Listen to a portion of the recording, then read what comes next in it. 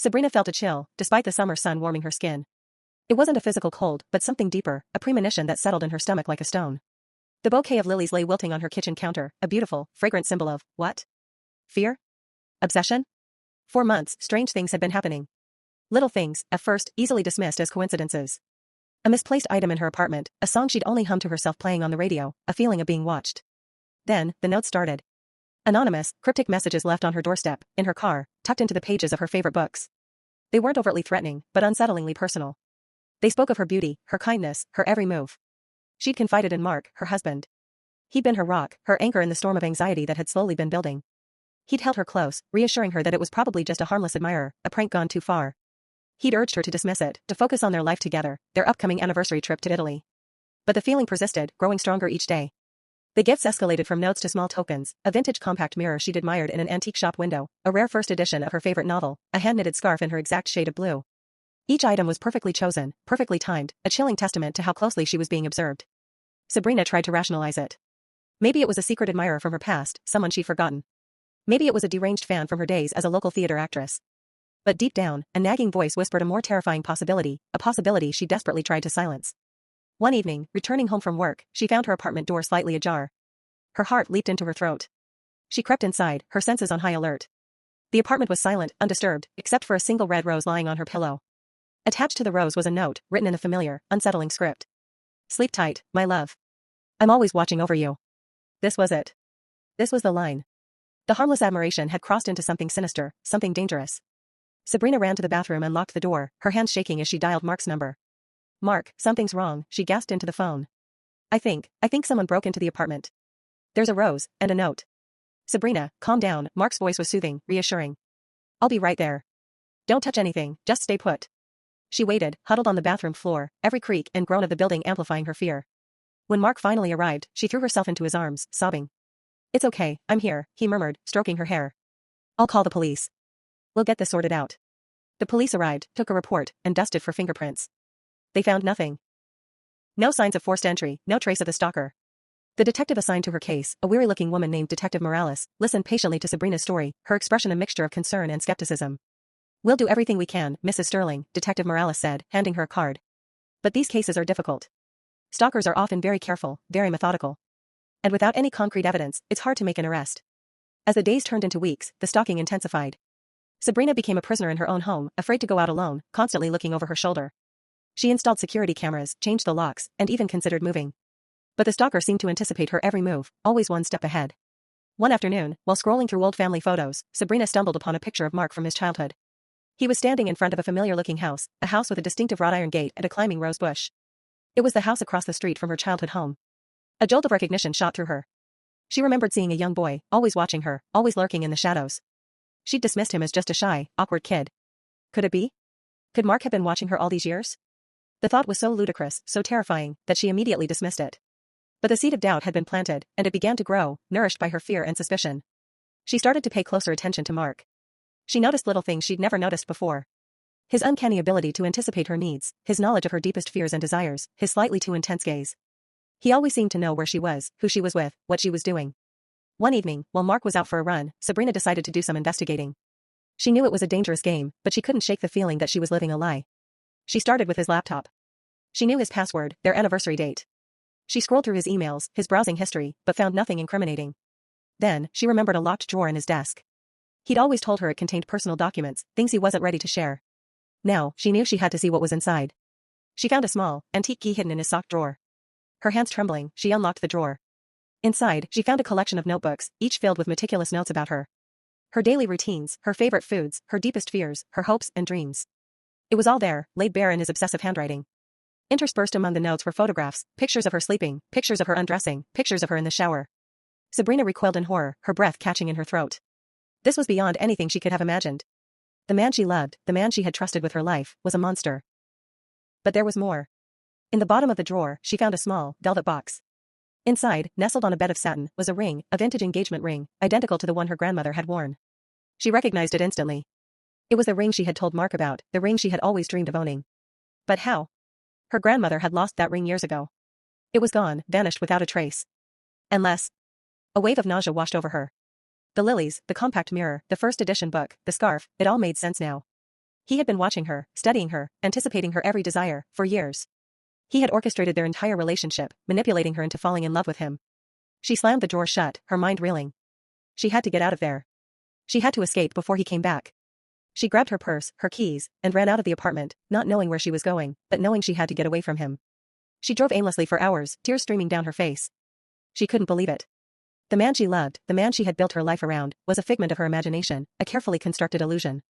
Finally, she pulled into a motel on the outskirts of town. She checked in under a false name, locked the door, and collapsed on the bed, sobbing. She didn't know what to do, who to trust.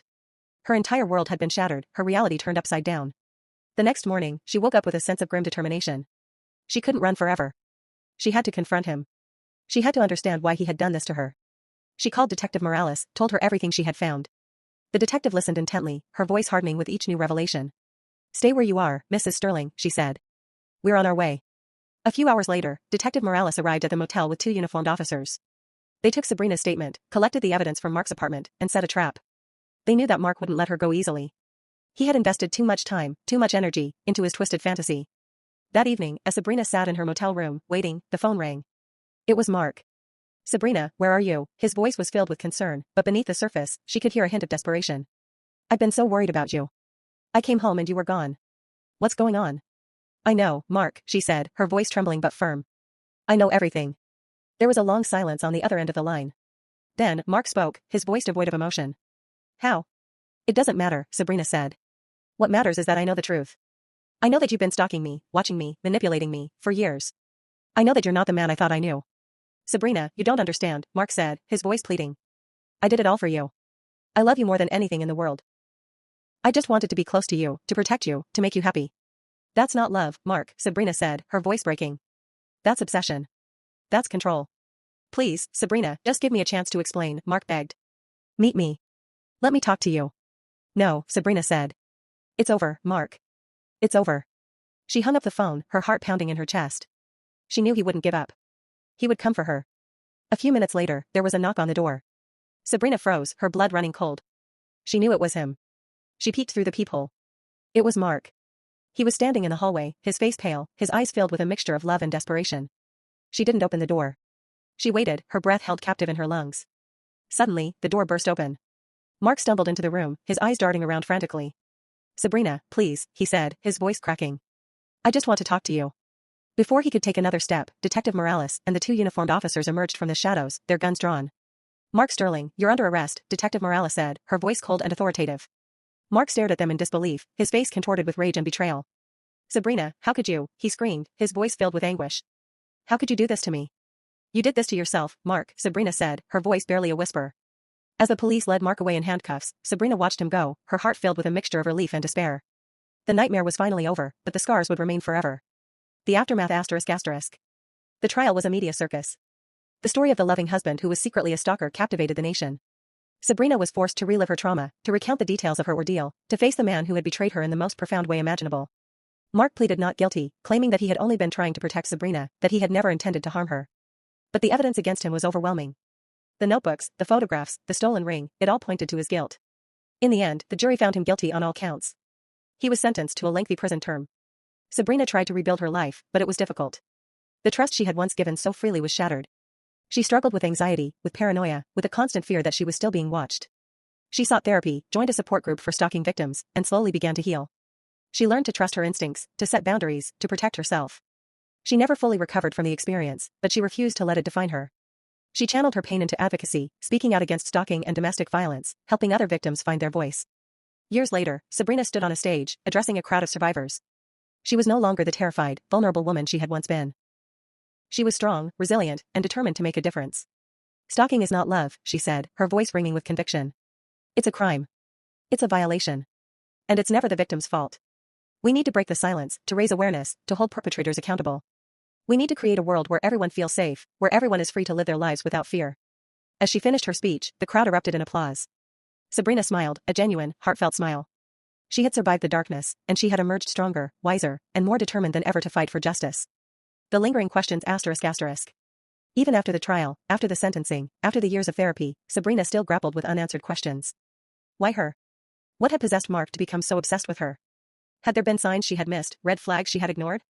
She revisited her childhood memories, searching for clues, trying to understand the roots of Mark's obsession. She remembered the shy, awkward boy across the street, the boy who had always seemed to be watching her. She remembered his intense gaze, his unwavering attention. She realized that his obsession had started long ago, perhaps even before they had met. He had built her up in his mind, created an idealized image of her, and then become determined to possess her. She also realized that she had been drawn to him, in a way. He had seemed so attentive, so caring, so understanding. He had mirrored her desires, anticipated her needs, made her feel like she was the most important person in the world. But that was the trap, she now understood. He had been manipulating her, playing on her vulnerabilities, grooming her for his twisted fantasy. She would never fully understand why he had done what he had done, but she had come to accept that it wasn't her fault. She had been a victim of his obsession, a pawn in his game. A new beginning ***. Years passed. Sabrina moved to a new city, started a new career, and built a new life. She surrounded herself with supportive friends and family, people who loved her for who she was, not for who they wanted her to be. She learned to trust again, to open her heart to love again, but she was always cautious, always aware of the potential for danger. One day, she met a man named David. He was kind, intelligent, and respectful. He didn't try to control her, to possess her, or to idealize her. He loved her for her flaws as well as her strengths. Slowly, cautiously, Sabrina began to fall in love with him. She shared her story with him, her fears, her anxieties, her past trauma. He listened patiently, offering support and understanding. He helped her to heal, to let go of the past, to embrace the future. He showed her what true love was, a love based on trust, respect, and equality. One sunny afternoon, David proposed to Sabrina. He didn't give her a vintage ring, or a token from her past. He gave her a simple, elegant ring that symbolized their love, their commitment, and their future together. Sabrina said yes. As she looked into David's eyes, she knew that she had finally found peace. She had survived the nightmare, and she had emerged stronger, wiser, and more resilient than ever. She had learned to love again, to trust again, to live again. The scars would always be there, a reminder of the darkness she had overcome. But they were also a symbol of her strength, her courage, and her unwavering spirit. She was a survivor. And she was finally free. Epilogue ***. Years later, Sabrina and David stood on a beach, watching the sunset. They had built a beautiful life together, filled with love, laughter, and happiness. Sabrina looked at David, her heart filled with gratitude. He had been her rock, her anchor in the storm. He had shown her that it was possible to find love again, to trust again, to heal again. She took his hand and squeezed it tight. "Thank you," she said, her voice filled with emotion. "Thank you for everything." David smiled and kissed her forehead. "I love you, Sabrina," he said. "Always and forever." As they stood there, watching the sun sink below the horizon, Sabrina knew that she had finally found her happy ending. She had survived the darkness, and she had emerged into the light. She was free. She was loved. And she was finally at peace.